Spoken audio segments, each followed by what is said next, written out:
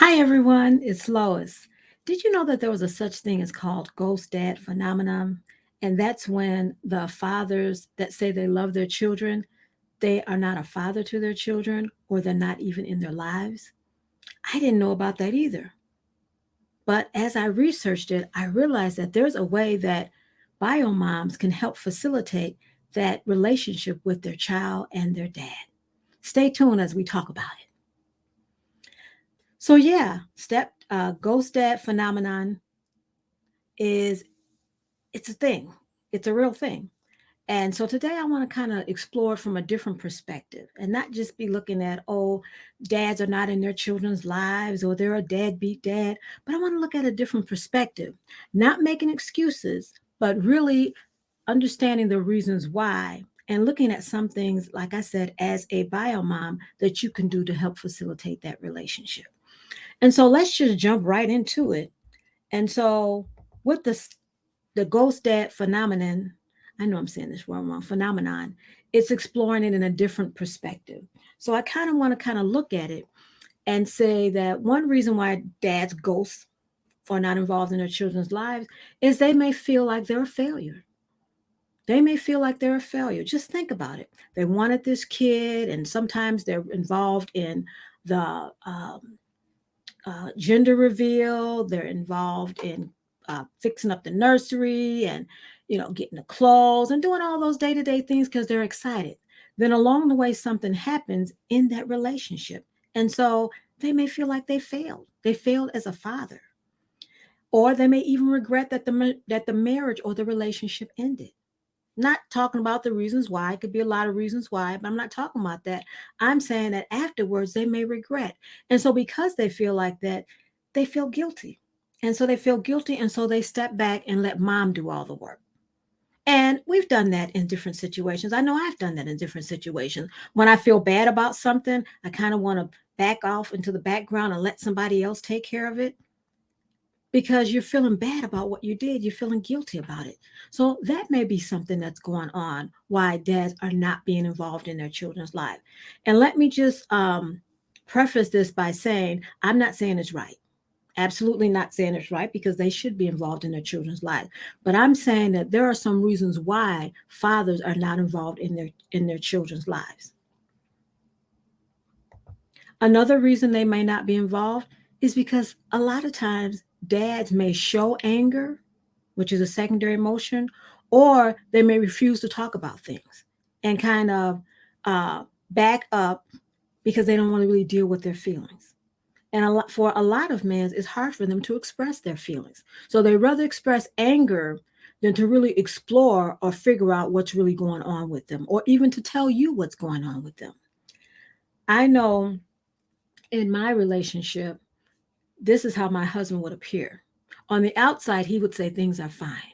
But on the inside, he'd have all these emotions, all these things going on. And the reason I know, because years later when we talked about it, this is what he told me that he just didn't know how to articulate and say what he was feeling. Because remember, a lot of times men aren't encouraged to talk about their feelings. They aren't encouraged. Now, if they're in counseling or something, yeah. But a lot of times men are like, you're the strong and you shouldn't be feeling certain ways. You should just handle it. And so they do that. They just handle it. But on the inside, those emotions are still there. So while they may present that everything is fine, on the inside, they're dealing with feelings of failure, feelings of being stressed out, worried about their kids, worried about what's going on.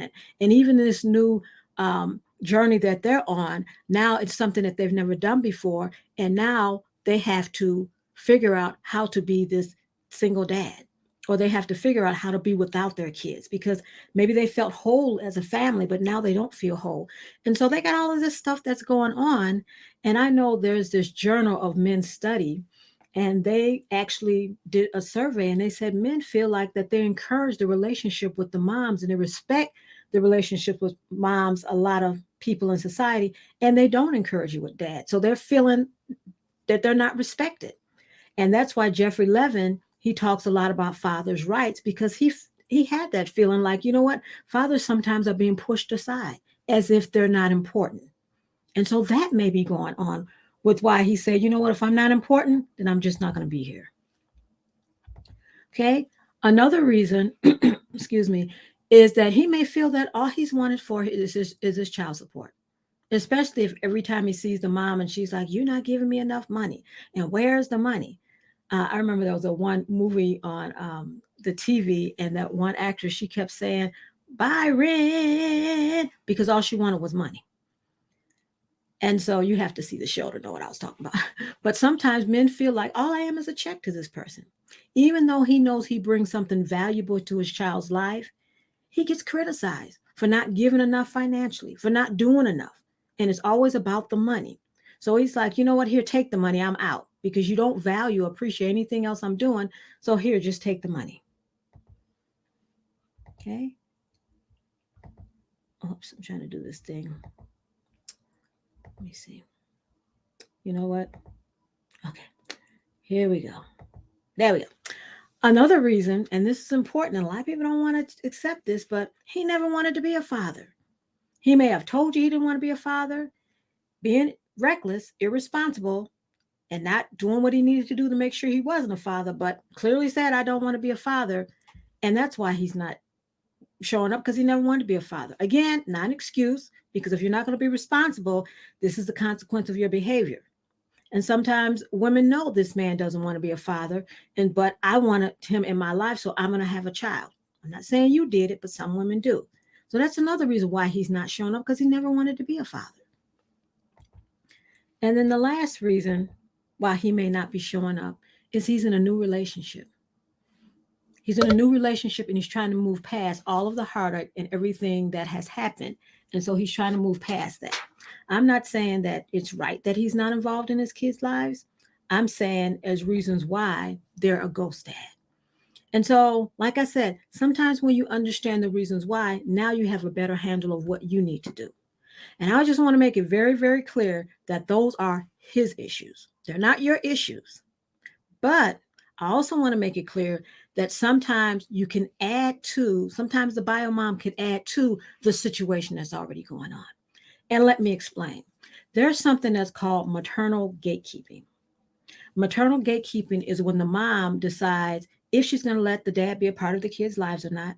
And sometimes they know what's best for their child and they don't want the father involved. And so that's that whole maternal gatekeeping. And so, with that thought, am I encouraging a relationship by opening up the gate, or am I not encouraging a relationship by closing the gate? And you do that by your behavior. That's how you can facilitate, is by your behavior. Because one study says that a mother can really encourage a father to participate in his kids' lives by her attitude and her behavior. For instance, let's just say if every time he shows up, you're criticizing him. Every time he show up, you got something that you don't like because maybe you're still angry, but you're criticizing him. You're talking about him to your family, to your friends. Do you think that's going to make him want to be involved in your kids' lives? Again, some men know how to push past it and say, regardless of what she's saying or what she's doing, I'm still going to be involved in my kids' life. But some men say, you're not going to keep dogging me. You're not going to keep disrespecting me like that. I'd rather just not be a part of their life. And so you have to take that ownership and say, is there anything that I'm doing that's causing them to be pushed away? Because some people may say, well, no, I'm not. But just think about it. Every time you showed up, would you want to be dealing with somebody criticizing you, talking about you to their family, talking about you to their friends?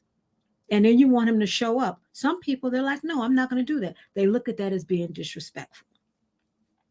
Another reason why sometimes women use their kids as a weapon. They use them as a weapon. If you don't do whatever I say, XYZ, you're not going to see the kids. When you go pick the kid, he comes to pick the kids up, you make sure you're not home. So am I using my kids as a what? Because of how I'm feeling. Again, you're being the gatekeeper and you're not encouraging that relationship. Well, he's not paying child support. He's probably not paying child support. But remember, the goal for you is your child. You want your child to have a happy childhood. You want your child to have that relationship with their father. And a lot of times, maybe not you, but some women, they get help from the state. So they're getting some money. They may not even be working. So if you're criticizing him for not working and giving you money, well, are you working? Just sometimes we have to take a step back and look at what we're saying. So now we got to take a step back. This grown folk talk right now. Have to take a step back and see, am I just saying this? Because if I'm saying he needs to be working and bringing on X, Y, Z, am I doing that? If not, then maybe it's because I'm still angry. Another way that your behavior, you could be still angry, is that because he may be in another relationship. I don't want my kids over to that house. And so you don't want the kids to go over there. The woman hasn't done anything to your kids, but you're still angry.